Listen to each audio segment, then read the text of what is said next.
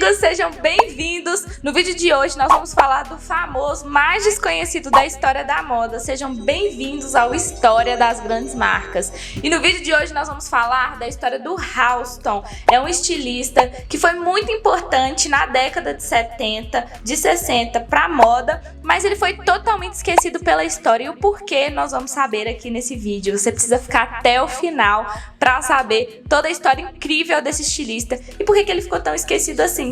Mas antes da gente começar, eu vou pedir para você já se inscrever no canal. Gente, essa inscrição ajuda muito o canal a crescer e eu peço para vocês se inscreverem porque quando eu postar os próximos vídeos, você recebe aí e não perde nada. E deixa seu like para mim e para o YouTube vermos que você tá gostando desse conteúdo e podermos te recomendar mais conteúdo como esse. Então, bora pro vídeo.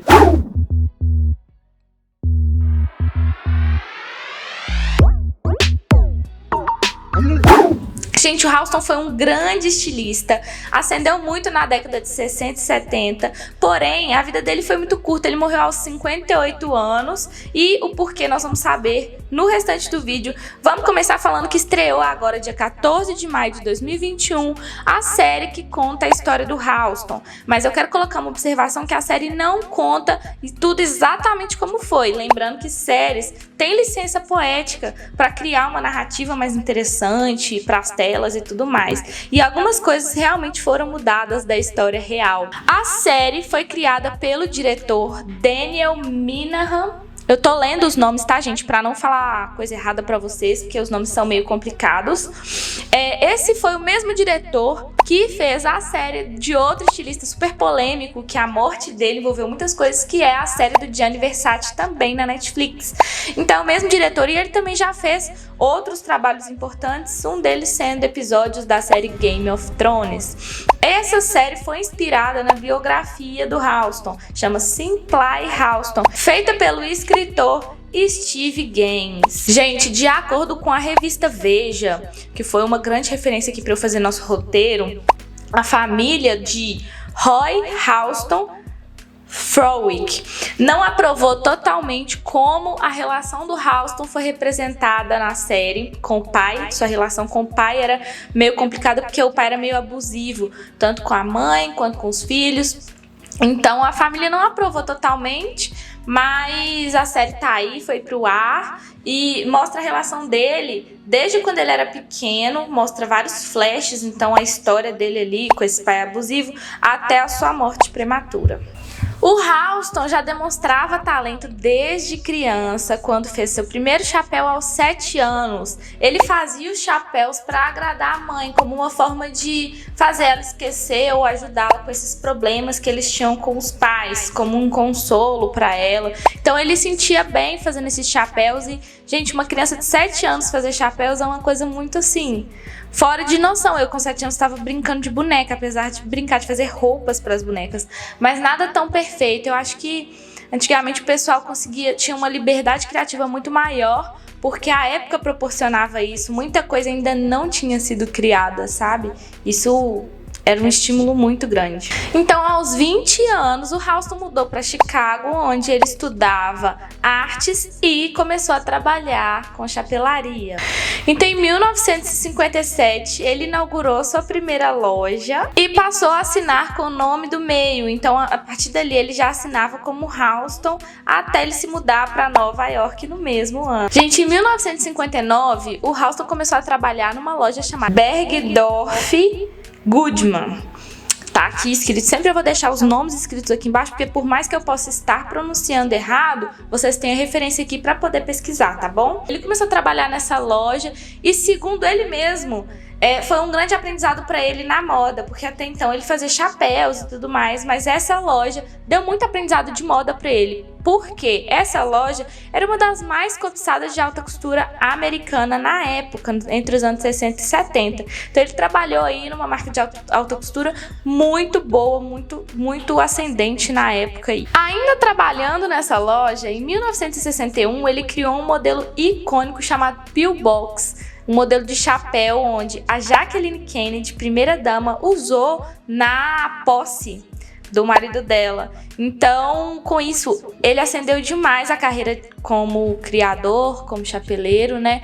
E os dois tinham uma relação assim, onde ele podia provar os chapéus da Jack, como ela era chamada na época, na própria cabeça dele, porque os dois tinham o mesmo tamanho de cabeça e o mesmo formato. Então ele provava os chapéus nele e quando ela vestia, caía como uma luva por causa disso. E toda essa projeção do chapéu da primeira dama fez os negócios dele vigorarem, crescerem muito e o nome Halston ficar super na boca do povo, todo mundo queria, ele começou a bombar aí. Porém, nessa mesma época, os chapéus começaram a cair em desuso por causa do turbilhão da época e foi uma coisa natural também. Consequentemente, ele teve que passar para um outro ramo que foi da moda. Então, em 1968, ele criou sua primeira coleção de roupas. Nesse meio tempo, ele conheceu uma artista ascendente também na época, que foi a Liza Minnelli. Foi mostrada de uma forma diferente na série do que na vida real. Na série, eles se conhecem através de uma performance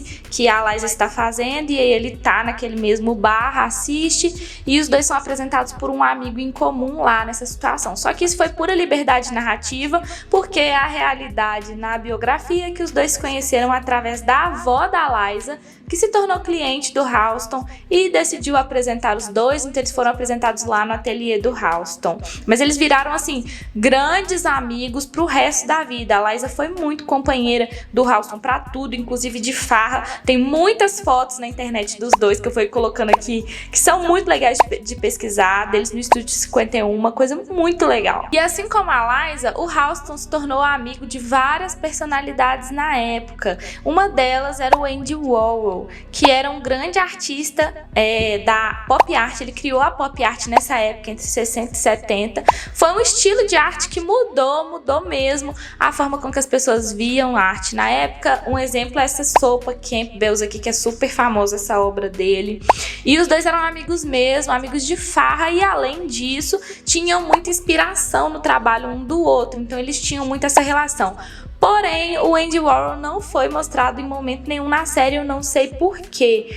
Deve ter algum motivo por trás, alguma coisa de contrato, enfim, sei lá, né, de uso de imagem, não sei. Mas ele não aparece na série, mas ele foi uma pessoa muito ali presente na vida do Halston. Eu falei só alguns, mas tem mais uma galera muito, assim, personalidade da época que andava com eles. Amavam fazer farra no Estúdio 51. Que, gente, procurem as fotos, pelo amor de Deus, pesquisem isso aqui no Google. É sensacional, assim, da época. Era uma balada meio bem disco, assim, bem do estilo mesmo. Onde eles se reuniam e faziam altas festas, assim, coisa mais VIP mesmo. E, querendo ou não, pra época era muito mais livre, assim, mas era muito uso de droga, todos quase fumavam, então era uma coisa muito louca mesmo. Apesar que não é tão diferente de hoje também, né? Mas é bem isso, era muito loucão mesmo. Gente, eu tô aqui falando Estúdio 51, é Estúdio 54, tá? Pesquisem, 54 na internet. Não é 51, é porque ao mesmo tempo eu tô acompanhando o roteiro aqui, gente, porque, ó, é muita coisa pra falar pra vocês, pra eu gravar nessa cabecinha. Então eu vou acompanhando aqui o roteiro. Estúdio 54. Outra amizade muito importante do Halston era a italiana Elsa Peretti. Ela era uma estilista também, designer de joias, e os dois foram muito parceiros. Ela começou a carreira sendo modelo do Halston, e ela acabou virando o rosto da grife dele. Ela era, assim, a garota propaganda Halston. E ele foi dando oportunidades para ela também, apesar que a relação dos dois era, assim, amor e ódio, eles brigavam muito. Tanto que a oportunidade que ele deu dela criar o frasco da fragrância dele, essa fragrância fez muito sucesso e o frasco ficou sensacional. Foi ela que criou. No meio dessa relação, a Elsa recebeu um convite para trabalhar aí para Tiffany, famosa marca de joias e acessórios, e ela foi. Então ela se tornou um grande nome mesmo da história da moda nas joias. Ela fez a carreira dela totalmente assim, e há quem fale que a Elsa mereça a sua própria série de tão incrível que ela era. A Elsa Peretti, gente, foi uma das designers mais famosas e com mais história, assim, da Tiffany, sabe? Ela se tornou um ícone mesmo. Gente, inclusive na série mostra isso. Teve não sei nem dizer, mas vamos chamar de batalha. Teve um evento chamado Batalha de Versalhes, onde grandes nomes da alta costura estavam ali reunidos para mostrar seu trabalho, para competir, enfim.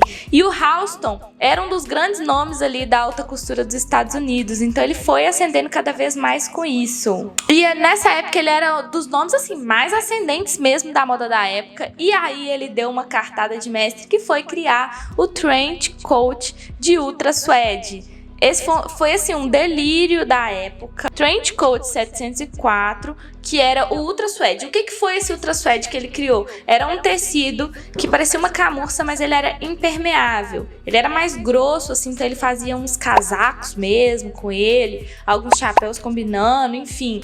Fez muita coisa na época com esse tecido, mas o principal foi esse Trench Coat. Essa peça ficou super, super, super famosa. Na série mostra que o Halston teve um namorado venezuelano. E esse namorado meio que é a explosão pra ele começar a se decair, sabe? E ele realmente teve esse namorado venezuelano. E assim, o nome dele era Vitor Hugo. E rolou vários subornos, rolou muita coisa no meio dessa relação. Foi uma relação muito louca também. Na série mostra o Vitor Hugo fazendo esse suborno com o Halston, mas não se sabe se realmente isso aconteceu como mostra na série. E aí, gente, com essa decadência dele, que a série mostra assim, muito de uma forma sucinta, mas você entende, porque foi todo um caminho que foi sendo feito desde novo.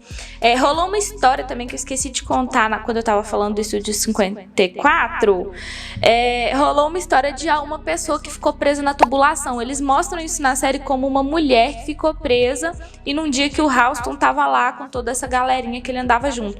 Mas isso realmente aconteceu, porém foi um homem que tava vestindo um terno, sabe assim, tava bem vestido, com um terno. O homem ficou agarrado na tubulação e disse que eles nem estavam lá no Estúdio 54 no dia. Então isso foi uma licença poética também da série. Então algumas coisas foram mudadas. Só que a série vai mostrando como gradativamente ele foi decaindo, sua carreira foi se decaindo. Ele teve muitos problemas com contrato, teve muitos problemas com grandes grupos que compraram a Halston, e aí ele já não tinha tanta liberdade criativa assim, porque ele tinha que pensar nos negócios em primeiro lugar. E aí, gente, entre esses tropeços, ele foi se decaindo. O diretor da série que falou aquela frase que eu falei no começo, que ele é o famoso mais desconhecido da história. Na verdade, ele descreveu exatamente como a pessoa mais famosa que você nunca ouviu falar. Gente, eu achei isso muito engraçado, porque ele realmente mudou muito a moda, ele foi muito influente. E como que, quando a gente estuda história da moda, a gente nem fala dele. Gente, eu tô falando sério, eu como estudante de moda, demorei muito pra conhecer a história do Halston, sabe? Às vezes pode ser até um erro meu, mas realmente era uma história que eu não conhecia da forma que eu conheço hoje, depois de ver a série, depois de estudar. Então, gente, dando sequência, o que aconteceu? Esse grande grupo comprou a marca Halston, ou seja, comprou o nome dele. E aí, com o comportamento que ele começou a usar droga dentro do trabalho, dentro lá da empresa. O grupo expulsou ele da própria marca e colocou outro criador para criar lá no lugar dele. Então ele não podia mais usar o nome dele. Ele perdeu a própria identidade. Isso é um negócio muito sério, gente. A primeira coisa, quando nós estudamos sobre nomes de marca na faculdade, os professores explicam pra gente que pôr o próprio nome na marca é um risco muito grande, porque se você quer vender essa marca e depois acontece exatamente esse caso, você é expulso da sua própria marca, você perde seu nome. Isso aconteceu com o Halston, como aconteceu com outros estilistas brasileiros também. Então isso é muito comum de acontecer, tem que ter muito, muito, muito cuidado com isso. Aproveitando o gancho que a gente tá falando de nome de marca, eu vou te recomendar o nosso vídeo aqui do canal, falando sobre o nome das marcas, onde eu explico todos esses processos, inclusive sobre a perda do nome, para você ficar mais inteirado sobre isso. Se você for criar sua marca, ou criar, né, não precisa ser só de moda, mas qualquer tipo de marca, clique aqui no card que você vai ter acesso a esse vídeo. Gente, então, o Halston nunca conseguiu recuperar seu nome, nunca mais conseguiu usar o próprio nome de novo. Então ele se muda para São Francisco e lá ele morreu aos 58 anos. Ele foi vítima de complicações devido à AIDS. Então foi uma coisa que ele descobriu no começo, ele escondeu e tudo mais. mas ele teve essas complicações e morreu muito novo, com 58 anos. E assim, gente, ele foi esquecido da história da moda, quase ninguém cita ele. Agora ele tá sendo mais falado e tudo mais por causa da série, mas as criações, se você visitar o Instagram do Halston, as criações que estão lá de hoje são muito parecidas e ainda tem aquele estilo dele da época, sabe? Isso é muito legal. Então isso tudo aconteceu e ele foi esquecido mesmo sendo uma peça-chave, contribuindo muito pra moda nos anos 60 e 70.